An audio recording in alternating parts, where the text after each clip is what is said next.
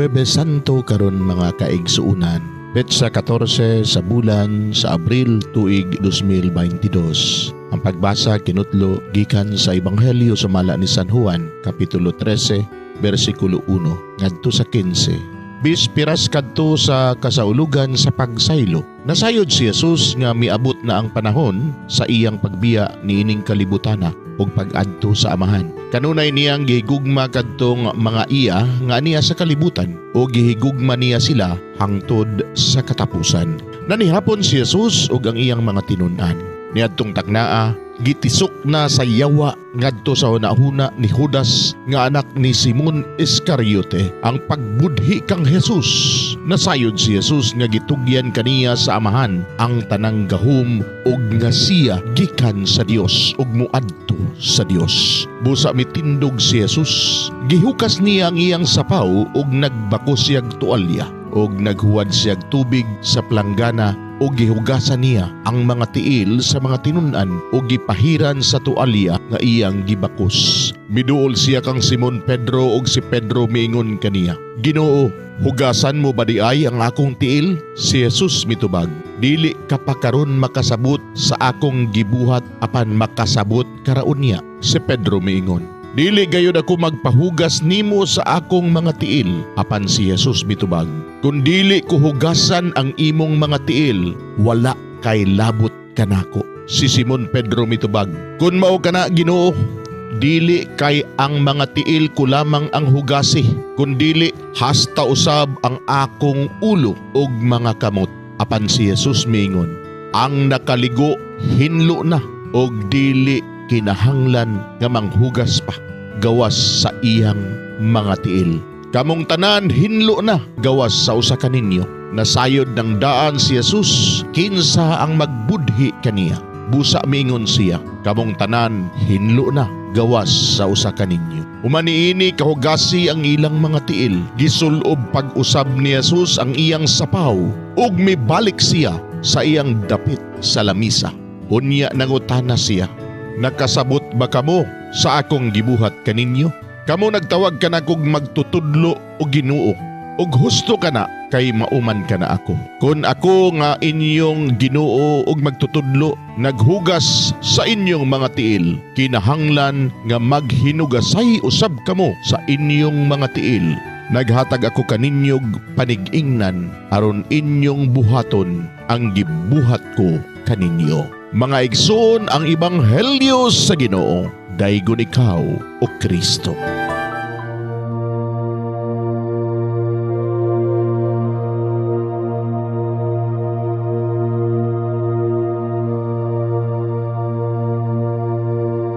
Pagampo sa dili pa magsugod sa trabaho. Magampo kita. Sa ngalan samahan, sa Anak ug sa Espiritu Santo. Amen. Langit no namong Amahan, sa among pagsulod nining trabahoan, among gidala ang imong presensya uban kanamo. Among gipamulong ang imong kalinaw, imong grasya, imong kaluoy, ug ang imong perpektong hanay sa among mga trabaho. Among gipadayag ang imong gahom, labaw sa tanan, diha sa mga butang nga among mahimo, masulti, mahuna-unaan, ug mahukman sulod nining adlaw. Ginoo, nagapasalamat kami sa gasa sa kinabuhi, niining bagong adlaw, niining kahigayunan nga kami nakasulod sa trabaho ug mamahimong parte niining nga grupo. Salamat sa mga gasa nga imong gitugyan kanamo. Hamong gamiton kini diha sa pagimaya kanimo. Hatagi kami sa kusog ug kadasig sa pagbuhat sa among mga trabaho. Panalangini ang among mga proyekto, mga ideya o kusog, aron sa ingon bisan sa pinakagamay namong mga kalampusan, magahatag kini sa imong himaya. Ubani kami Ginoo sa among pagtrabaho nining adlaw. Puna kini nga lugar sa inspirasyon ug kusog. Tabangi kami nga magtrabaho isip usa ka grupo nga mapakita sa usag-usa ang kamaayo. Himuha kami nga maayo nga makabot namo ang mga butang nga kinahanglan namong buhaton. Himuha kini nga lugar nga puno sa kalipay ug panagihigalaay. Ug kamugaway ug kalinaw ang mapatigbabaw niining dapita. Ginoo, kung kami ana sa kalibog, giyahi kami. Kung kami muwadaan sa kadasing ug paglaom, dasiga kami.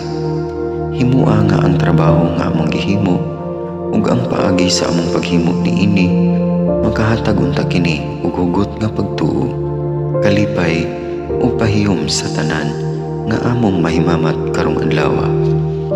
Panalangini ang among mga pamilya, among Pinoy-anan, among nasod. Himua nga magmatidud-anon kami sa pagtagad ug pag-amuma sa kalikupan ug sa tanang may kinabuhi diha sa pagbuhat kanamo sa pagkabot sa imong pangandoy alang sa hustisya ug kagawasan. O Ginoo, sa among pagbiya nining lugara, tagay kami sa imong panalangin ug kaluoy sa among pagbiyahe. Panalangini ang among mga pamilya ug Pinoy-anan nga naunta sa maayong kahimtang sama sa among pagbiya kanila. Ginoo, salamat sa tanang butang nga imong nabuhat, sa tanang butang nga imong gibuhat ug sa tanang butang nga imong buhaton pa. Sa ngalan ni Jesus, among giampo diha sa tumang pagigugma ug pagpasalamat. Amen. Sa ngalan sa Amahan, sa Anak ug sa Espiritu Santo. Amen.